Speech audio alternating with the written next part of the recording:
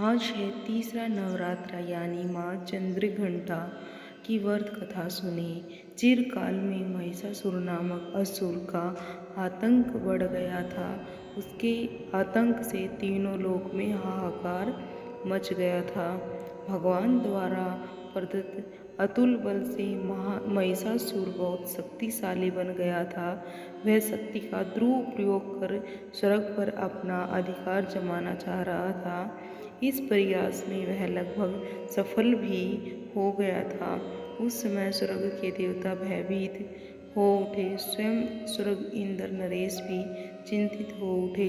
महिषासुर स्वर्ग का सिंहासन पाना चाहता था।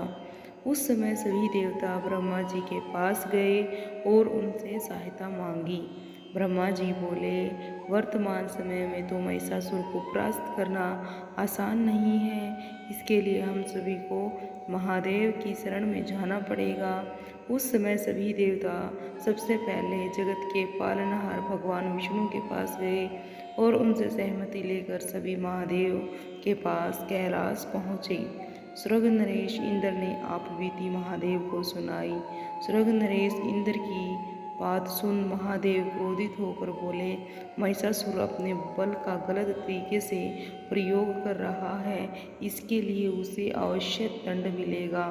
उस समय भगवान विष्णु और ब्रह्मा जी भी क्रोधित हो उठे और उनसे क्रोध से एक तेज प्रकट हुआ, यानी यह तेज ऊर्जा मुख उनके मुख से प्रकट हुई।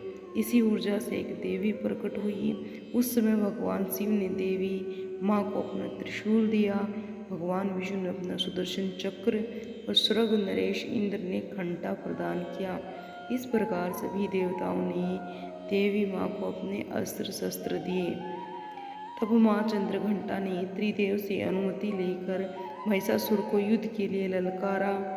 शास्त्रों में नियत है कि कालांतर में माँ चंद्रघंटा और महिषासुर के मध्य भीषण युद्ध हुआ। इस युद्ध में माँ के प्रहार के सामने महिषासुर टिक न सका। उस समय महिषासुर का वध कर माँ ने तीनों लोकों की रक्षा की। तीनों लोकों में माँ के जयकारे गूंजने लगे। कालांतर से माँ चंद्रघंटा की पूजा उपासना की जाती है। माँ अपने भक्तों के सभी दुख हर लेती है, साथ ही सुख समृद्धि और शांति प्रदान करती है। साधक श्रद्धा भाव से अगर शारदीय नवरात्रि के तीसरे दिन माँ चंद्रघंटा की उपासना करते हैं तो माँ अवश्य ही उनके दुखों को हर लेती है। तो बोलिए जय माँ चंद्रघंटा की।